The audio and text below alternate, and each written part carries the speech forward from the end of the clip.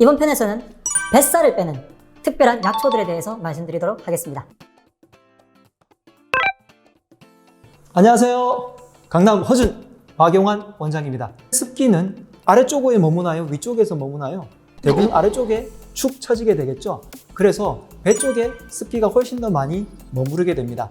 그렇기 때문에 한의학의 원리에서는 이런 습기를 제거하면, 다시 말해서 몸 안쪽에 있는 염증들을 제거해주면 그만큼 뱃속의 살들이 훨씬 더 잘 빠지게 되고 콜레스테롤이나 이런 부분들이 조정이 되어서 내장 지방과 지방간들이 없어진다, 이렇게 설명을 하게 됩니다.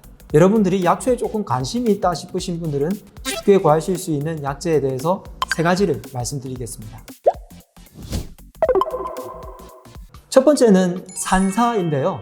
산사는 내장지방, 콜레스테롤, 그리고 고혈압을 잡는 약초로서 우리나라뿐만이 아니라 전 세계 서양에서도 굉장히 많이 연구가 되어 있고, 꿀혈성 신부전에 쓰는 양약의 재료로서 지금 개발을 굉장히 많이 하고 있어서 독일이나 미국까지 약초가 발달된 나라에서도 굉장히 많이 활용을 하고 있습니다.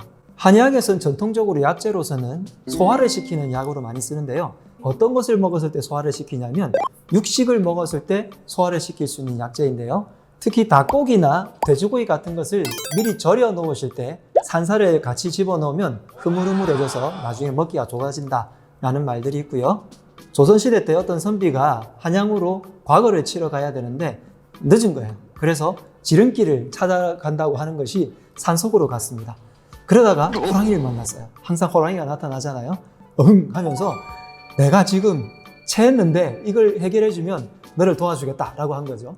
호랑이가 뭘 먹었겠습니까? 당연히 육식을 먹었겠죠. 그래서 그 선비가 주변에 있는 산사 열매를 따다가 이걸 먹였더니 호랑이가 소화가 꼭 잘 돼가지고, 소화가 잘 돼서 선비를 먹은 것이 아니라 선비를 도와주겠다고 한 거죠. 그래서 이 선비를 등에 태우고 한양에 무사히 가서 장원급제를 했다라는 훈훈한 얘기가 있습니다. 중국에서는 이 산사들을 뽑아가지고 꼬챙이에 끼워서 설탕물을 먹여서 탕후루라고 해서 뽑아 먹는 걸로 하는데요. 설탕물을 실컷 먹고 내가 살이 찐 다음에 산사 먹고 살을 빼냐? 이렇게 물을 수도 있겠지만 한국에서는 한술 더 뜹니다. 산사 언제 들어보셨나요? 산사춘이란 혹시 술 들어보셨습니까? 산사춘의 재료가 바로 이 산사인데요. 술로 실컷 내장 기관을 만들어 놓고 또 산사를 먹어서 빼라는 건지, 어쨌든 한국인이 조금 더 한술 더 뜨는 것 같습니다. 두 번째 약재로는 의인을 소개해 드립니다. 의인 하니까 무슨 약재지? 라고 생각할 수 있지만 굉장히 쉽습니다. 지금 저를 바라보시는 PD님께서도 의인이 뭐지? 하고 고개를 살짝 갸우뚱하셨는데요. 바로 율무입니다. 율무를 먹으면 남자의 정력이 떨어진다 라는 잘못된 오해가 많이 퍼지는데요. 근거가 하나도 없고요. 한의사들은 도대체 이게 왜 그런 말이 생겼는지에 대해서 조금 의아해하는 경향이 있고요. 율무에서는 다른 곡류에 비해서 탄수화물보다 단백질을 더 많이 섭취할 수 있기 때문에 다이어트일 때 권장하는 곡류로 되어 있거든요. 그렇기 때문에 남편분들에게 챙겨주셔도 안심하셔도 될 것 같습니다. 근데 남에게 챙겨주기 전에 다이어트가 되니까 아마 자기도 챙겨 먹고 싶으실 건데요. 이뇨작용이 좋고요. 그 다음에 붓기를 제거하면서 지방 중에서 피하지방, 그 중에서도 흐물흐물거리는 살들 있잖아요. 출렁거리는 뱃살, 그런 물살일 때 특히 의인, 이 율무가 효과가 굉장히 좋습니다.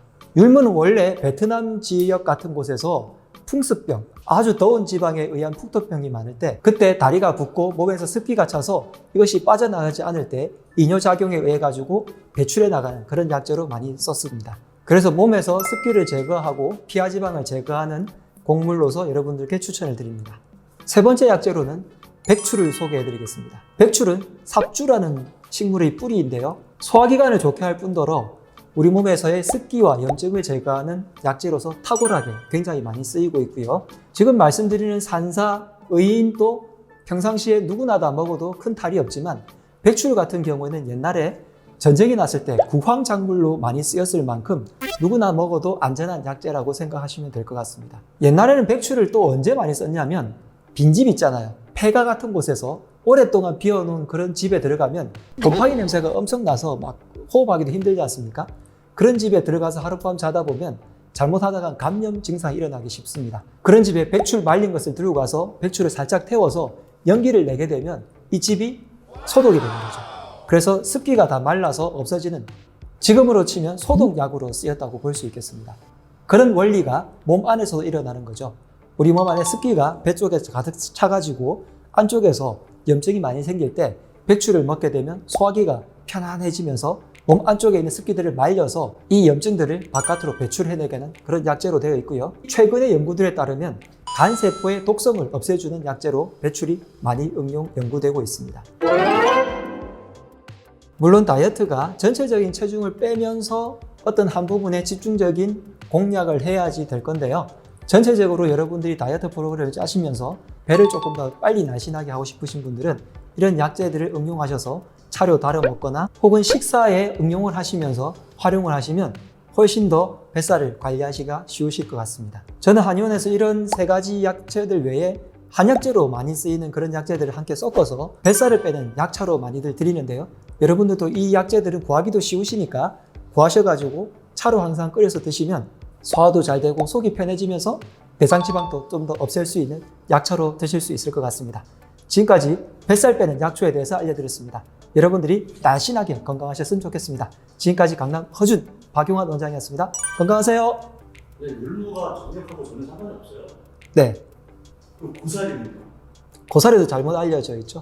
고사리 먹어도 상관없어요. 네, 그럼요. 잘못된 낭설들입니다.